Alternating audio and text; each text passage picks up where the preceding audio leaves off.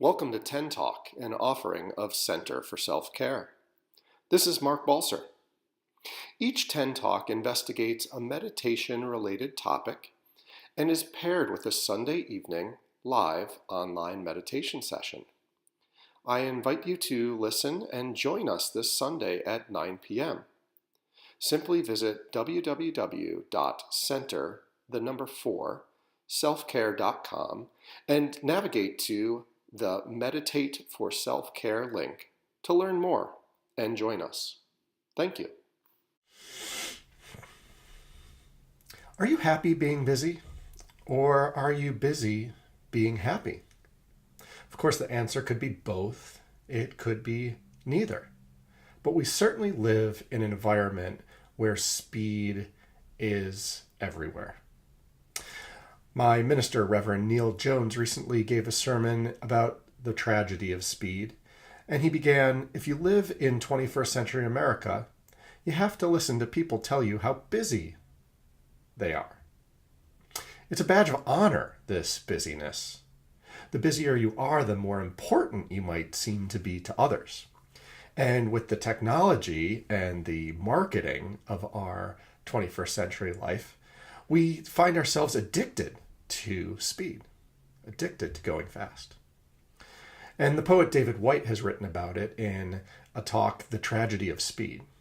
He writes, "The great tragedy of speed as an answer to the complexities and responsibilities of existence is that very soon we cannot recognize anything or anyone who is not traveling at the same velocity." He continues, "We especially lose sight of the big unfolding waveform passing through our lives that is indicative of our central character. On the personal side, as slaves to speed, we start to lose sight of family members, especially children or those who are ill or infirm, who are not flying through the world as quickly and determinedly as we are. Just as seriously, we begin to leave behind the parts of our own selves that limp a little, the vulnerabilities that actually give us color and character. Now I find myself running around all the time.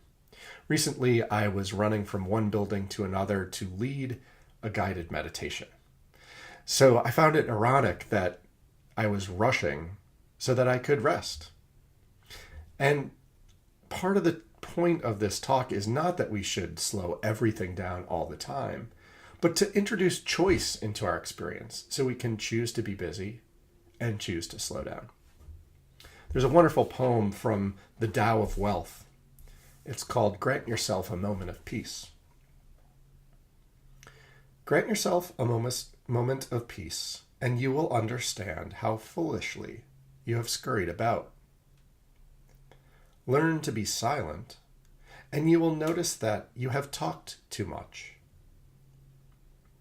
Be kind, and you will realize that your judgment of others was too severe. So in this short talk, I just want to make 2 points about the tragedy of speed. The first is the cost of speed. We have very significant costs in our lives that are evidenced by 90% or more of doctor's visits being related to stress in our society. So it's a cultural problem. It's a social issue. And the second point is that there's a different way, that we can approach our experience from a different mindset that might keep us from being so busy. This week I was reading an article or an open letter from Arianna Huffington, the founder of Huffington Post, to Elon Musk, the visionary founder of Tesla motor cars. And Musk has recently been interviewed and talked about working 120-hour work weeks, working on his birthday, just being exhausted and burnt out. So Huffington sent him an open letter that reminded him that his visionary insight and use of technology and engineering had its limits. That if he wasn't taking care of himself using the same type of science that allowed him to make transformational change in motor vehicles, he was going to burn himself out. And unfortunately, Musk had a response. He wrote back in a tweet, You think that is an option. It is not. But is it? This speed puts us into our very human, but also animalistic fight or flight response. By staying up all day, by constantly checking our phones, by constantly being connected and moving, we put ourselves into our fight or flight response.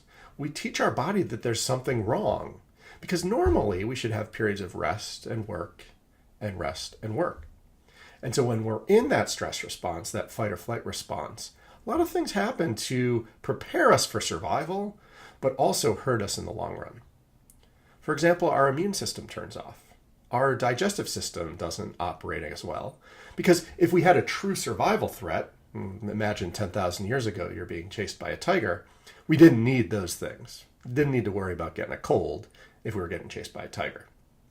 And now we have this chronic stress where we're in that fight or flight response almost all the time.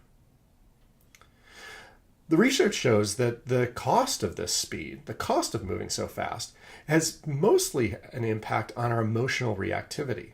So you can think of that in terms of your relationships, but also in your work life and other relationships where you react out of a sudden, instinctual point of view, as opposed to responding thoughtfully.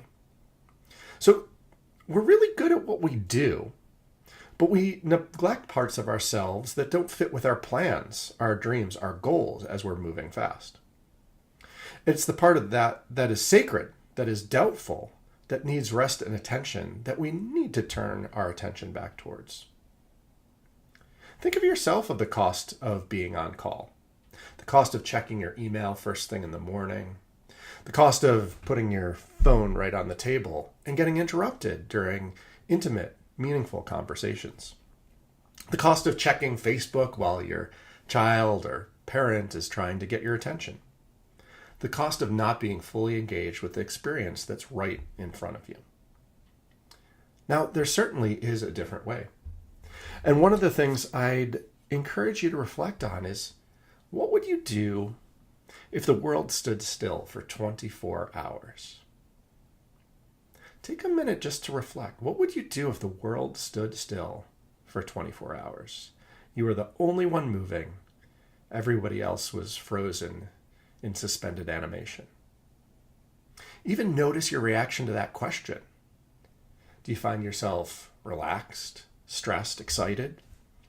It might be that you plan to use those 24 hours to catch up on email, do all the laundry, work on a deferred home improvement project. Or you might choose to use that time to rest. I think reflecting on that question is valuable as well, because you're getting insight and information from not only your mind, but your heart and your body as well. I think the morning can be a really important part of the day to work on this question of speed.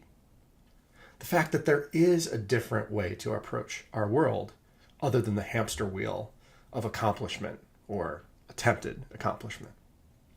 This poem, What to Remember When Waking, from David White, highlights.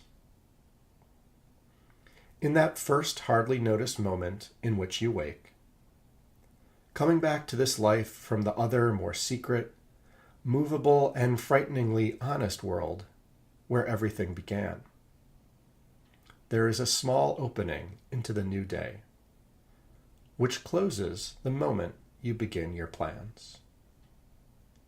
A small opening in your day, which closes the moment you begin your plans. What you can plan is too small for you. Too small for you to live. What you can live wholeheartedly will make plans enough for the vitality hidden in your sleep. To be human is to become visible while carrying what is hidden as a gift to others. To remember the other world in this world is to live your true inheritance. You are not a troubled guest on this earth.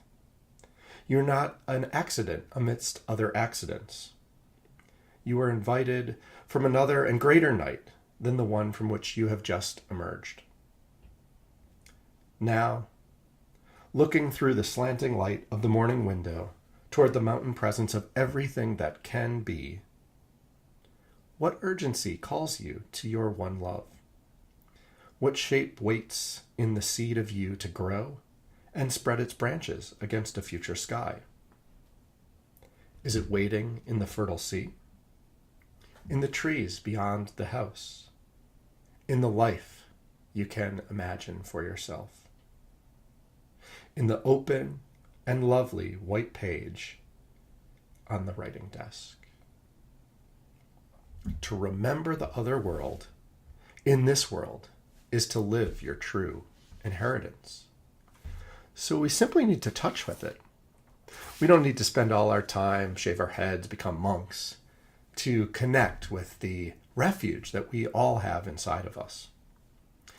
Our culture is very binary, very stop and go, that we have to do things a certain way. But the reality is we have a choice in each moment. And sometimes we'll take that choice and sometimes we won't. But experimenting with it can be really valuable. Jack Kornfield talks about how we can observe the waves and rest seated in the midst of them. We can slowly create a zone of peace, a place of sanity that reminds us that there's another way. One tool that I learned from the poet Naomi Shihab Nye is the concept of yutori. Yutori is a Japanese term that means leaving early enough to get somewhere so that you know you're going to arrive early. So when you get there, you have time to look around. It's a wonderful alternative to the typical strategy that I use of figuring out how to get there on time by driving faster. So you might try it out yourself. So thank you for listening today. Please join me at 9 p.m. on Sunday evenings for an accompanying guided meditation that highlights the topics of each week's 10 Talk. Visit www.centerforselfcare.com/meditate-for-self-care to find more information and learn how to log in or dial in. Thank you.